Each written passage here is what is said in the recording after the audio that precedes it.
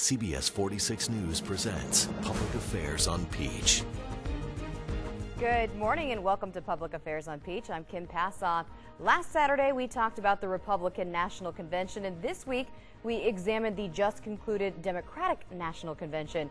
We welcome back Democratic strategist Theron Johnson and Republican strategist Julianne Thompson. Thank you to both of you for being here. Thank you. Let's jump right to it. Let's begin with Hillary Clinton's acceptance speech. It was much different in tone than the one that Donald Trump delivered last week. Let's listen in. So, don't let anyone tell you that our country is weak. We're not. Don't let anyone tell you we don't have what it takes. We do. And most of all, don't believe anyone who says, I alone can fix it. It was a very different view of America than we heard last week. Theron, jump right in, give your first impressions. Well, you know, I've been a Democrat all of my life, and I tell you, I couldn't be more proud today than to be a Democrat after just witnessing the Democratic Convention. I think what Hillary Clinton did last night was so epic in a way that she talked about the America that we all know. You just said it was total different tone, total different temperament. And I think that, you know, throughout the Monday and Tuesday, Wednesday of the convention, people told personal stories about Hillary Clinton and really sort of brought a level of humanization to her candidacy and as a candidate. And so I think the speech last night, when she talked about all the work that she's done for children, she talked about dealing with children with disabilities. She did not shy away from, you know, sort of bringing, I think, a contrast between her and Donald Trump. I think the attacks, she let people before her do it. But I just thought it was a really, really good speech. And I think most Americans are going to be very, very happy with what they heard last night. Julianne. Well, that wasn't the speech or the convention that I saw or that many other people saw as well. What I saw and what I heard were a lot of chants for Hillary that were there to drown out the chants for Bernie Sanders. What I heard were speeches that were based on either historical revisionism or delusional.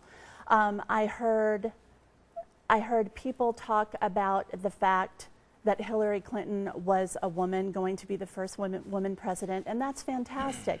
But that alone is not enough reason to vote for Hillary Clinton. And I am not sure which planet that President Obama was talking about when he said the world is a safer and more tolerant place than ever.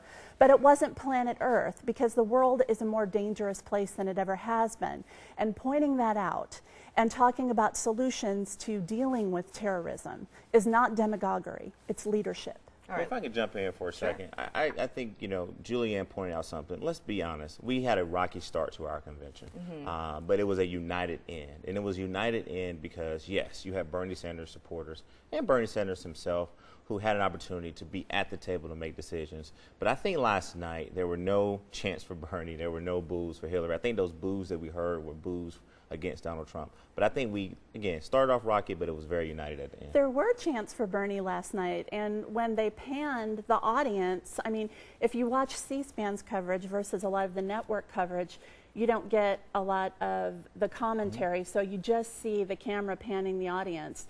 And you saw people with Bernie signs chanting Bernie, chanting Never Hillary. I mean, it was there. That is still very strong and a part of Democratic disunity, just like Republicans still have that problem. Both parties have a unity problem. Well, one of the things that is so interesting to me is that when Republicans, you know, look at our great week and then they want to all of a sudden start supporting Bernie Sanders. And the reason they do that is because they have a candidate that they can't unite around. I think Julianne will agree that Donald Trump does not represent all of her conservative values. He definitely came out of that the convention very divided. And unlike Ted Cruz, Bernie Sanders endorsed Hillary Clinton. If you look at Ted Cruz's speech versus what Bernie Sanders said, totally different tone. So listen, these supporters of Bernie Sanders, I think they felt welcome. I think they felt that their platform issues were loud and clear at the convention, and we're going to be united. Here's the contrast. On the Republican side, you have a lot of disunified leadership and a lot of disunified elected officials. But rank and file voters and conservative voters and a lot of swing voters and activists are not disunified. They are unified behind Donald Trump. On the Democratic side, you definitely have unified leadership and unified elected officials, but when it comes to rank and file voters and activists, You don't have that, and that is the contrast between the two. And given the choice, I think that Republicans are sitting in a much better spot right now. I want to get back to Hillary. Let's talk about her speech specifically. She's not known for being necessarily the best speech orator of all time. Yeah. So talk to me about the highlights for her speech for you. Any moments that stood out that made a personal connection? Well, I do think that she's a great orator in her own way. I think what she did last night, and let's not forget Chelsea Clinton. I mean, having her daughter, like Ivanka Trump did for Donald Trump, but having Chelsea sort of talk about her as a mother. So when you ask me some of the highlights, I think first, she really sort of, I think, connected with a lot of women, particularly independent women out there. And she told a story about how she came from a very hardworking class family. I think the second highlight is when she just, basically the clip we just saw, is that she said, listen, no one man can do it alone. I mean, she sort of talked about how Donald Trump said, you know, put your faith in I, and I will solve everything. And I think she did a really good job of making that contrast. The one thing I thought that she was very strong on as well is that she talked about health care, and then the reaching out to the Bernie Sanders people and saying, hey, listen, I hear you loud and clear. We got to do something about college affordability, and sort of bracing the free tuition. I think that was a highlight. And then lastly, listen, I think that she showed the American people that I want to be a president for everyone. I'm not going to, unlike my opponent, say I want to represent only this particular class of Americans. Even if you don't vote for me, I still will serve you every single day. I think those were the highlights of her speech. And what about for you? Are there any down points? I absolutely congratulate her, and I'm very happy that there is a woman, a female nominee. I think that that's phenomenal. I think that that is a tremendous accomplishment, and I congratulate her for that. However, no matter which way either one of us would try to spin this, the bottom line is both parties have disunity. And the biggest issue that's facing both parties right now is uniting their fractured base. Whether it's Democrats or Republicans, we're both sitting in the same boat. Okay. Well, let's move on to her husband. Of course, as we mentioned, many people consider Hillary Clinton a policy wonk, not the most charismatic candidate of all time. But her husband, former President Bill Clinton, did her best to humanize her. Here's part of what he had to say. She's insatiably curious, she's a natural leader, she's a good organizer, and she's the best darn change maker I ever met in my entire life. And the big question, do you see Bill Clinton hitting the campaign trail hard between now and November? Well, listen, the explainer-in-chief, I mean, he was in rare form at the convention. First of all, he just looked great. He was very upbeat. But he did exactly what you just mentioned. He talked about a side of Hillary Clinton that a lot of folks don't know. He talked about the hard-working woman who worked all the way throughout college and law school. And when she could have taken a big job at a big firm, she basically went out and really focused on children with disability.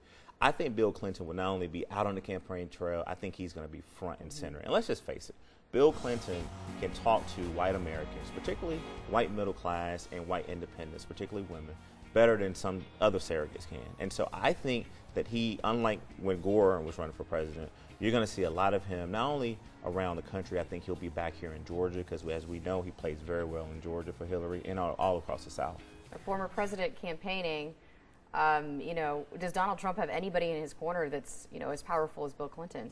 Well, first of all, he is a tremendous storyteller, and he's very likable. And I think he did his best to humanize Hillary in the eyes of America, because what they have seen, throughout her life has either been she's been the wife of a president, or she has been someone that has come across as cold and unapproachable. And I think that throughout the Democratic convention, they did their best to humanize her. I think Chelsea did a great job with that.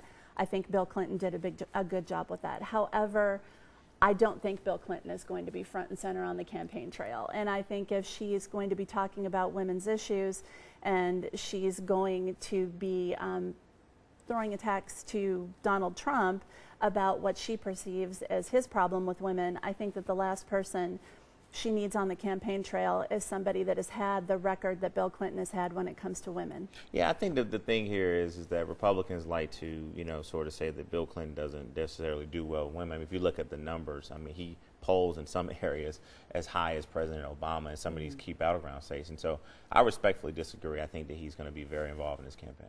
All right, well, we are just getting started. When Public Affairs on Peach returns, we'll discuss Democratic vice presidential candidate Tim Kaine.